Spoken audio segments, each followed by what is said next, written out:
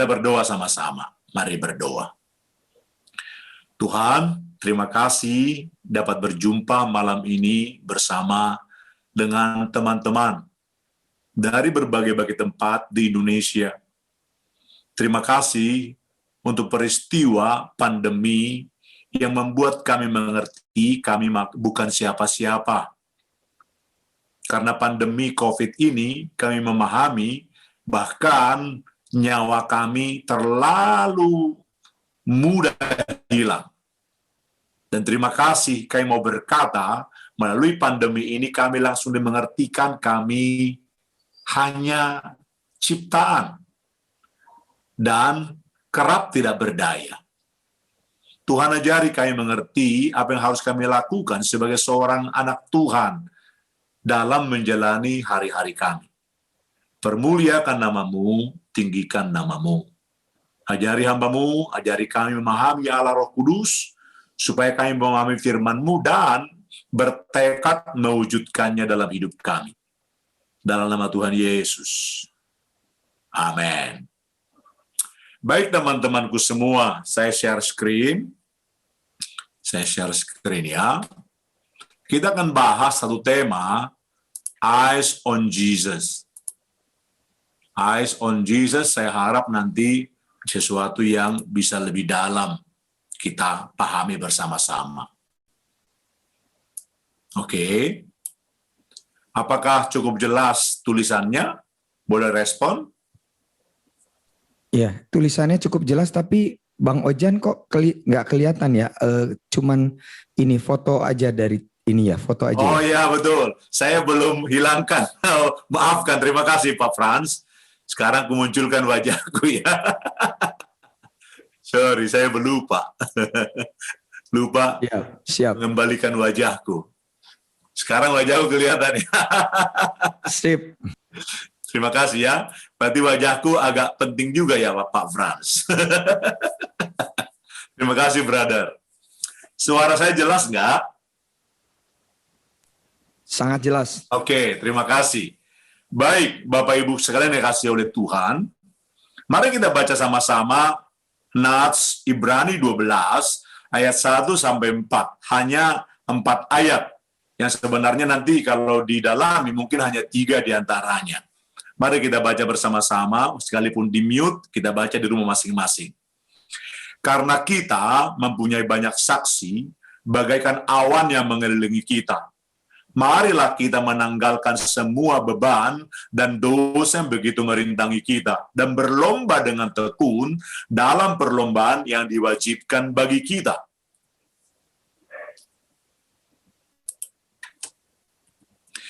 Marilah kita melakukannya dengan mata yang tertuju kepada Yesus, yang memimpin kita dalam iman dan yang membawa iman kita itu kepada kesempurnaan, yang dengan mengabaikan kehinaan tekun memikul salib ganti sukacita yang disediakan bagi Dia.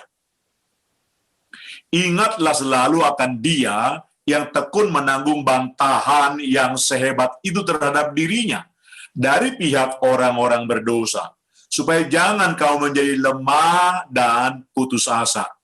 Dalam perburuan kamu melawan dosa, kamu belum sampai mencucurkan darah. Teman-temanku semua, Bapak Ibu yang dikasihi oleh Tuhan, selamat dan berbahagia kita membaca firman Tuhan dan memelihara dalam kehidupan kita pribadi lepas pribadi. Mari kita dalami bersama-sama tema ini, Eyes on Jesus. Kita baca bersama-sama kata-kata ini. Sikon tidak menghancurkan iman, Sikon mengungkapkan kualitas iman tersebut. Sikon oleh anugerah Allah dapat mengembangkan iman. Anda setuju, tidak setuju dengan kata-kata ini, hari ini setuju dahulu lah ya. Setuju dahulu, ini kalimat-kalimat yang memang kalau didalami begitulah adanya. Situasi kondisi yang Anda hadapi bukan menghancurkan iman Anda. Situasi kondisi kerumitan yang kita hadapi bukan mau menghancurkan iman kita, sama sekali tidak. Itu hanya mau mengatakan, mau memperlihatkan imanmu semana sebenarnya. Jadi sayang sekali dalam masa pandemi, dalam masa kerumitan, orang berkata, Tuhan kenapa? Gitu. Padahal ada orang kemudian juga beberapa di antaranya meninggalkan Tuhan dengan berkata, Tuhan tidak peduli kepada saya. Tapi dengan tegas, kalau kita lihat bersama-sama, raksasa-raksasa iman dalam perjanjian lama, perjanjian baru, dengan tegas mengatakan kepada kita masing-masing, Sikon tidak menghancurkan iman. Sikon hanya memperlihatkan siapa Anda dan bagaimana Anda menjalani iman Anda, menjalankan iman kita.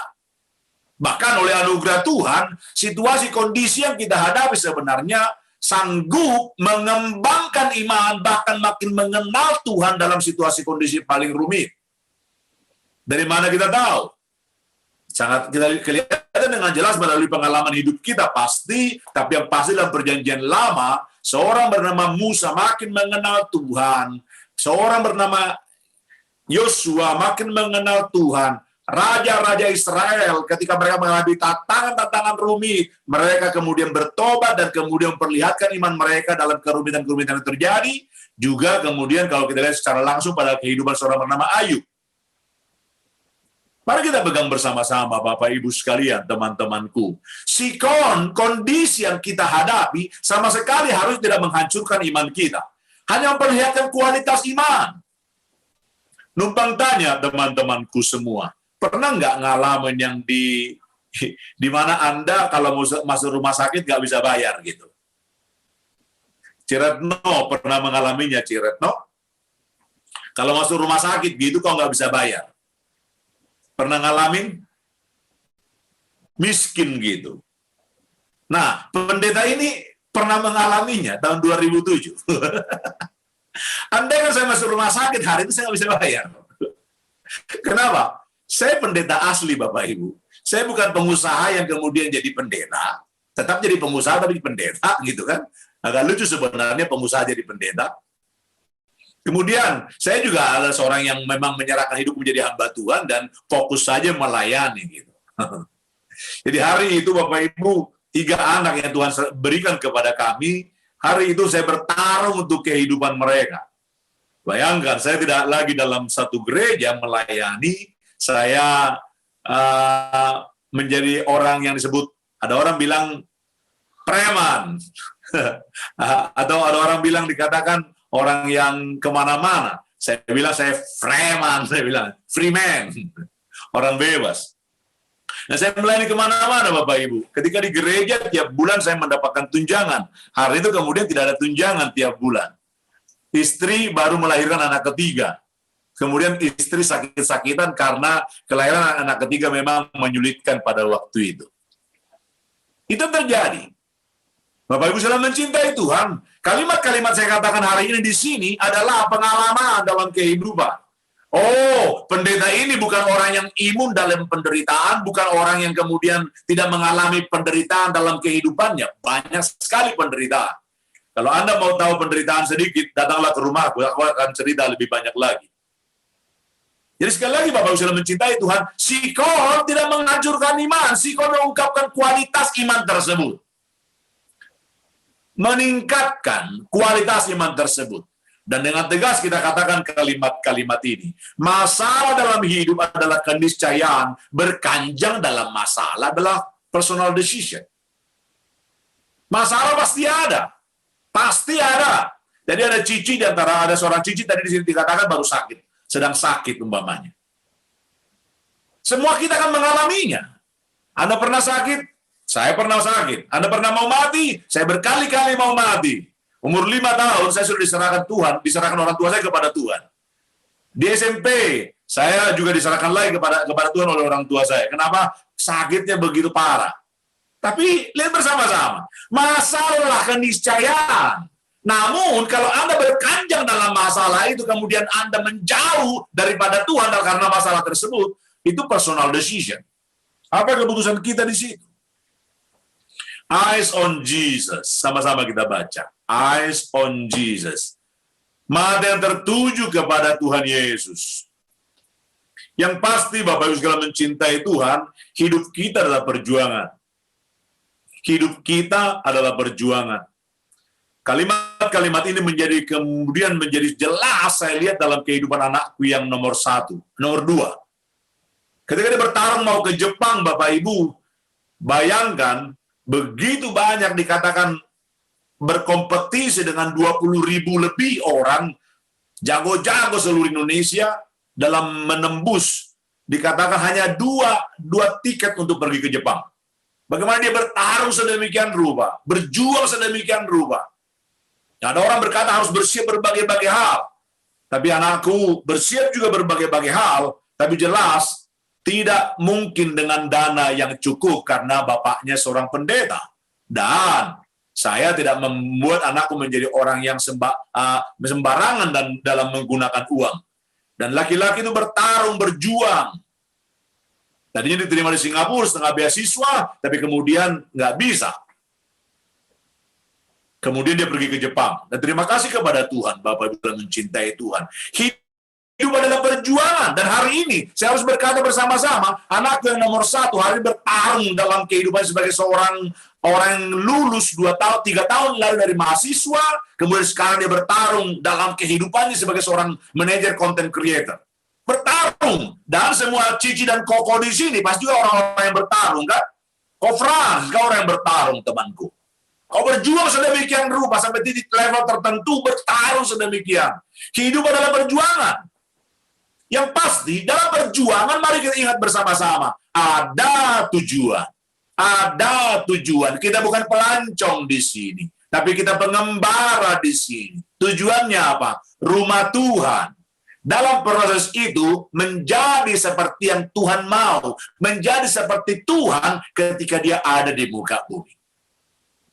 Karenanya Bapak Ibu mencintai Tuhan, mari ingat kembali, tanpa tujuan yang pasti ini yang terjadi, dengan tujuan ini yang terjadi. Terima kasih kepada Tuhan kalau Ko Frans mengumpulkan kita semua bersama-sama, kemudian kita mau belajar dan mengingat kembali tujuan kita, apa tujuan kita di sini. Ko Frans, usia saya sekarang 54 tahun, saya sudah mulai memikirkan, ternyata teman-temanku makin sedikit, bro. Makin sedikit. Kenapa? Mati. Meninggal. Padahal aku baru 54. Dan teman-temanku sudah gugur beberapa di antaranya pada masa COVID ini. Dan kemudian Tuhan membawa aku pada satu fakta, betapa sebentarnya ternyata. Betapa sebentarnya. Kalau begitu sebentar, persoalannya adalah betapa sebentarnya, tapi yang sebentar katanya bernilai kekal. Karenanya Bapak Ibu saudara mencintai Tuhan, apa tujuanmu? Tujuan kita apa? Menjadi seperti Tuhan Yesus dalam kehidupannya di muka bumi, atau dengan tujuan ke rumah Tuhan. Kalau itu tujuannya, mari miliki itu. Anda kan terarah, Anda kan bersemangat, pekerjaan Anda kan berhasil, waktu yang ada menjadi efektif dan efisien. Hidup kita menjadi maksimal, tidak sembarangan dikatakan berlaku kepada pasangan hidup kita.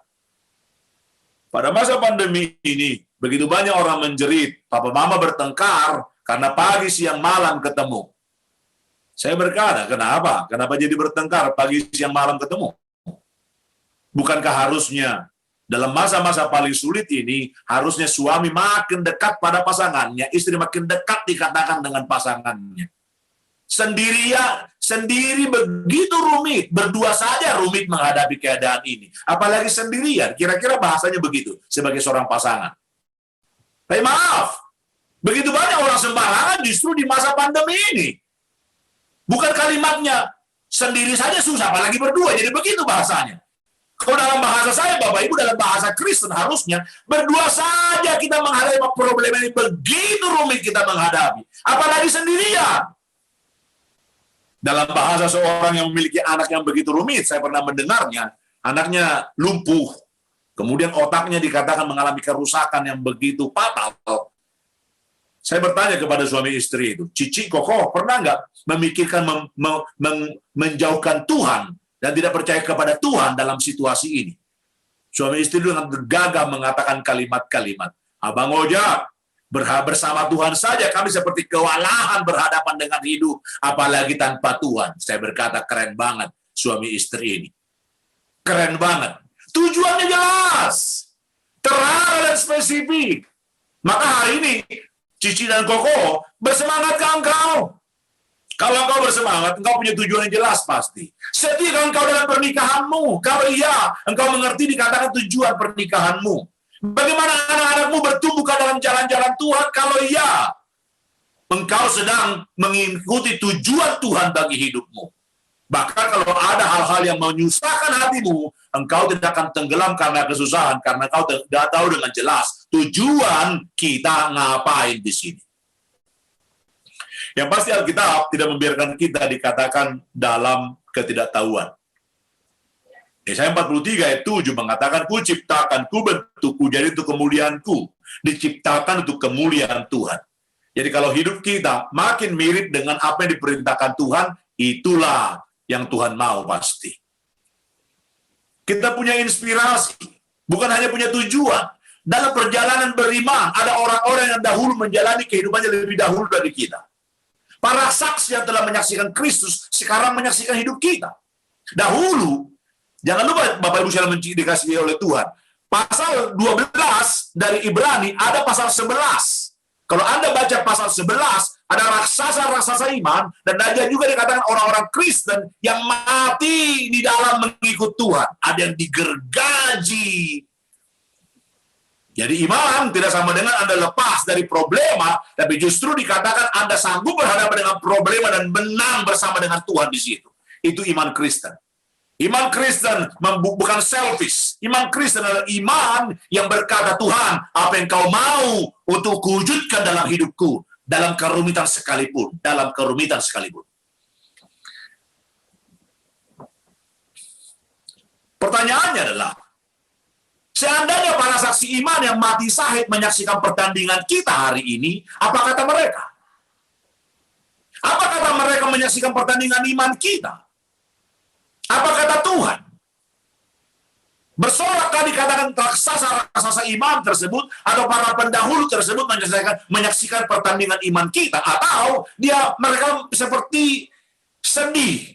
Kenapa? Pertarungan mereka seperti tidak berlanjut karena semangat kita loyo, sembarangan dikatakan dalam kehidupan, tidak fokus dikatakan kepada tujuan. Padahal kita punya tujuan, kita punya inspirasi, yaitu para tokoh-tokoh iman.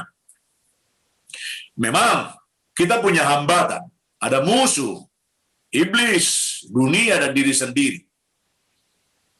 Tapi yang pasti ada seorang anak muda berkata, yang mana kau bisa menangkan? Saya tanya kepada orang anak muda. Anak muda berkata, oh saya bisa menangkan diri saya, Om.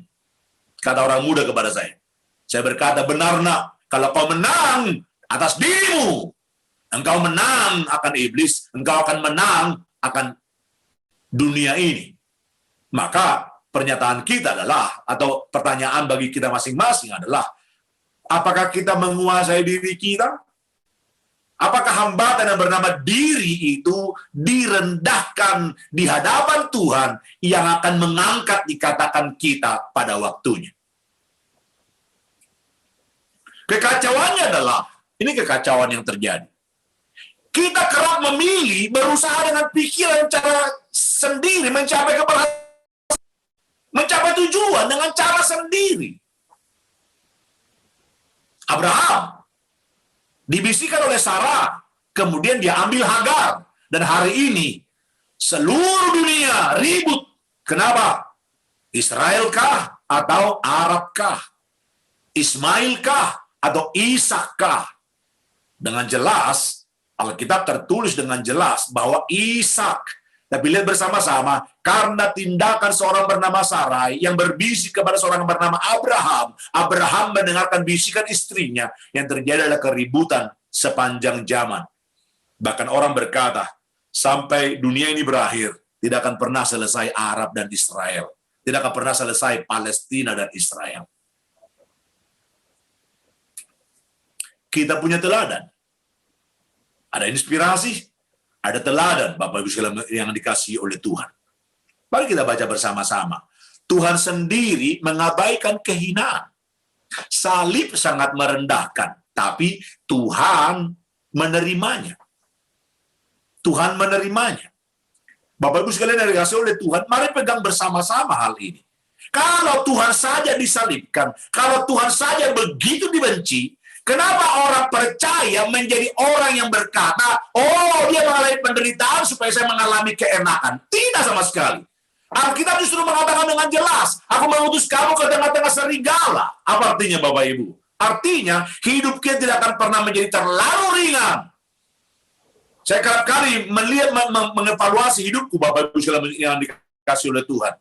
Saya berkata, ketika saya mulai merasa hidup saya begitu enak, begitu nikmat menurut saya, menurut versi saya berkata, Tuhan, masihkah saya sedang berjuang hari ini, atau Engkau sedang meninggalkan aku dengan semua yang nikmat ini? Oh, Tuhan sendiri mengabaikan kehinaan. Salib sangat merendahkan, Yesus menerimanya.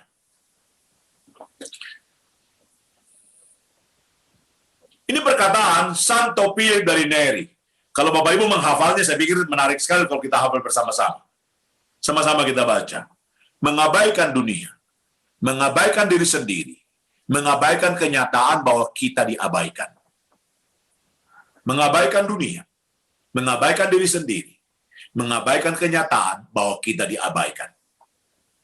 Bisa dihafal? Sudah hafal? Sama-sama. 2, 3. Mengabaikan dunia, mengabaikan diri sendiri, mengabaikan kenyataan bahwa kita diabaikan. Sekali lagi, tanpa saya. 2, 3.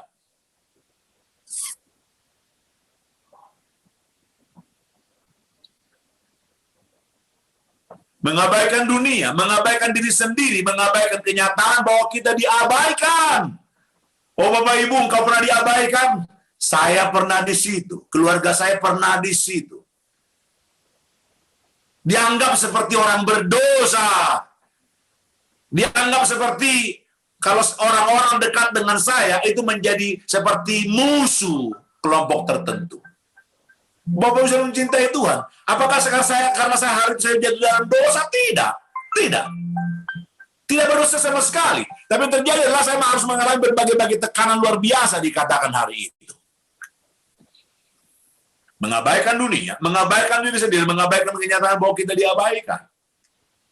Kita bersyukur dalam pertarungan, Tuhan bukan hanya teladan kita, Dia hadir. Katakan sama-sama, Immanuel. Mari kita bangun bersama-sama ini Bapak Ibu. Menjadi satu kesukaan bagi kita, bahwa dalam kesenangan kita Allah hadir. Dalam kedukacitaan kita Allah hadir. Dalam kerumitan yang kita hadapi, Tuhan hadir. Dalam kemudahan yang kita hadapi, Tuhan hadir. Haleluya. Haleluya. Itu iman Kristen. Saya barusan menginjili seorang teman saya, teman SD saya, Bapak Ibu. Saya injili, saya bawa dengan perlahan-lahan. Saya berharap dia boleh mengenal Tuhan Yesus kemudian. Oh, mungkinkah dia akan menghina saya dengan iman yang saya sampaikan kepadanya? Mungkin saja. Tapi sekali lagi, mari kita pegang firman Tuhan yang berkata Dia Immanuel, Dia menyertai senantiasa. Yesus adalah tujuan sekaligus teman seperjalanan,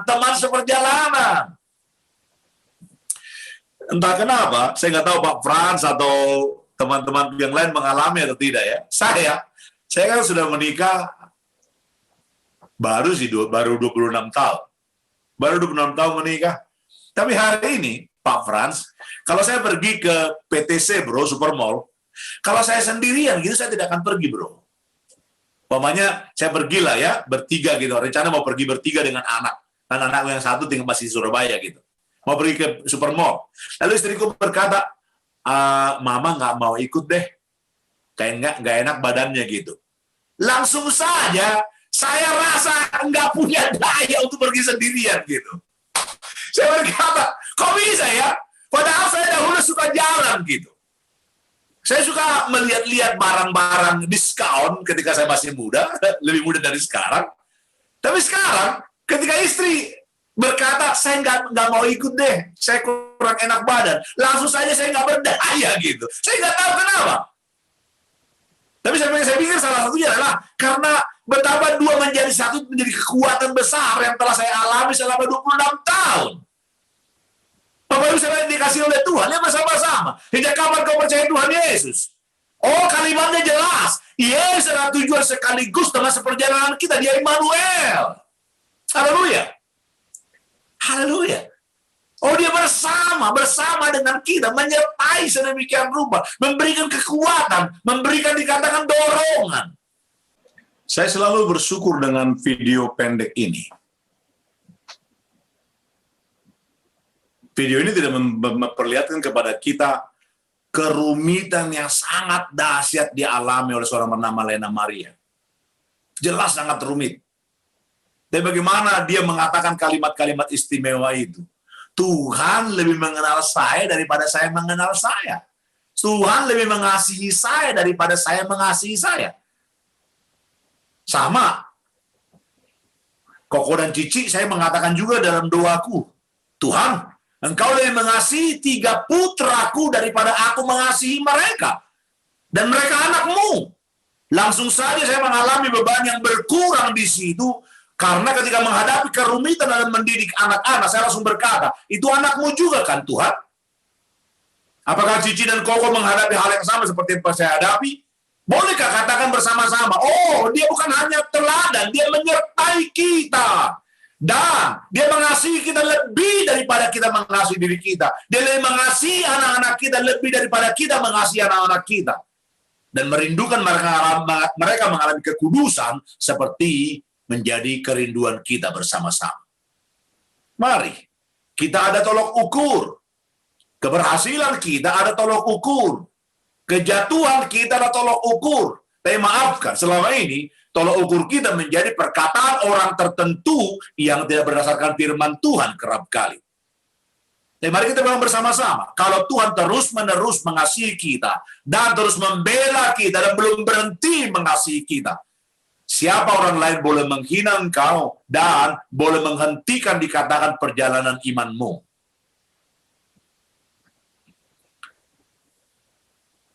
Yang terakhir, bandingkan penderitaan kita dengan Kristus ketika engkau berhadapan dengan berbagai-bagai hal dalam kehidupan. Para sahabat telah mati demi kita. Allah telah mati bagi kita. Kalau Allah melakukannya bagimu dan bagiku, bukankah dikatakan kita pun bisa berlaku yang sama kepada generasi selanjutnya? Kita bersyukur, kita mengenal Abraham, Ishak, dan Yakub. Dan kita bersyukur sekali bahwa ketika Abraham, Ishak, dan Yakub mati, masih saja Alkitab mengatakan, di mana Tuhan mengatakan kepada orang-orang Israel, karena hambaku Abraham, Ishak, dan Yakub. Padahal 3 orang ini sudah mati ratusan tahun sebelumnya. Sudah mati ratusan tahun, tapi Tuhan masih terus mengingat dikatakan janjinya kepada 3 orang ini. Luar biasa. Karena iman Abraham, Ishak, dan Yakub ratusan tahun kemudian ketika orang Israel berhadapan dengan berbagai-bagai tantangan kehidupan kerumitan, Tuhan masih mengatakan karena hambaku Abraham, Ishak, dan Yakub. Saya dengan firm mengatakan kalimat-kalimat ini, Koko dan Cici, bahwa sekalipun Marojahan mati atau ketika engkau mati, kalau engkau dan saya seorang beriman, kelak anak-anak kita akan berkata kalimat yang sama. Oh, karena papa mama yang berjalan dalam jalan-jalan Tuhan, maka aku tahu dengan jelas Tuhan yang dipercayainya, Tuhan yang menyertaiku hari ini, memimpinku hari ini. Haleluya. Haleluya. Oh, karena dalam kerumitan kehidupan yang kau hadapi, yang kita hadapi, bandingkan penderitaan kita dengan Kristus. Maka kita akan mengalami ketenangan, kita mengalami kekuatan, dan kita akan mengalami dikatakan level up, naik lebih tinggi. Kenapa? Karena kita tahu dengan jelas kita belum mengalami apa-apa dibandingkan dengan para martir masa lalu. Pergumulan kita belum sampai mati. Atlet yang jatuh dan pingsan telah berusaha keras melampaui finish. Kita baca yang paling bawah. Ini bagian hidup kita. 2, 3. Berjuang sampai semua habis. Sekali lagi, berjuang sampai semua habis. Biar ini menjadi bagian hidup kita. Sebentar, kita akan menonton satu video pendek mengenai seorang pelari dari satu negara. Pelari itu berlari. Dia juara Afrika berturut-turut. Juara Afrika. Ketika kejuaraan dunia, orang berkata dia pasti juara 1 dunia. Kenapa? Dari negara itu, kalau sudah juara 1, pasti menjadi juara dunia. Lalu dia pergi ke kejuaraan dunia. Apa yang terjadi kemudian? Di kilometer kesekian, dia jatuh, kemudian terjadi ada otot hamstring begitu, tertarik, kemudian robek, dan dia menjadi kerumitan, dikatakan melanjutkan lari. Dia terus berlari. Terus berlari. Dia jatuh lagi. Pelatihnya berkata, sudahlah, menyerah saja. Negara kita tahu kau kenapa seperti ini. Sudahlah, sudah selesai pertarunganmu. Tapi laki-laki mengatakan kalimat-kalimat. Negaraku tidak mengutus aku ke sini untuk memulai start.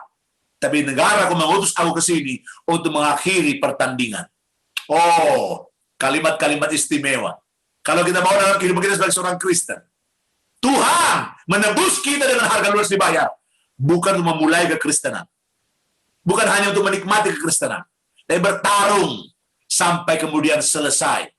Sampai semua habis. Sama-sama kita baca.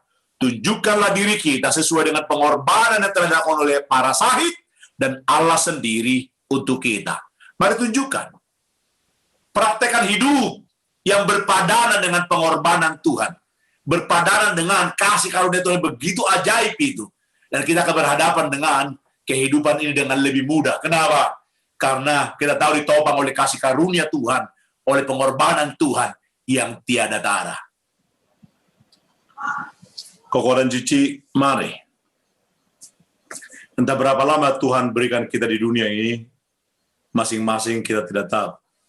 Saya sendiri minta 70. 70 lumayan lah ya. Berarti masih ada 16 tahun. Udah lumayan lah itu. Walaupun anakku yang di Jepang bilang, "Pah, kau nggak boleh meninggal usia 70. Jadi berapa, nak? Dia bilang, 90. 90. Saya berkata padanya, kenapa? Waktu masih kecil. Kenapa? Lalu dia jawab dengan kalimat yang membuat aku ketawa sekaligus juga terharu gitu. Dia bilang begini, "Papa, adik baru lahir. Nanti yang cari pacar buat dia siapa?" Dia bilang, "kalau papa meninggal usia 70.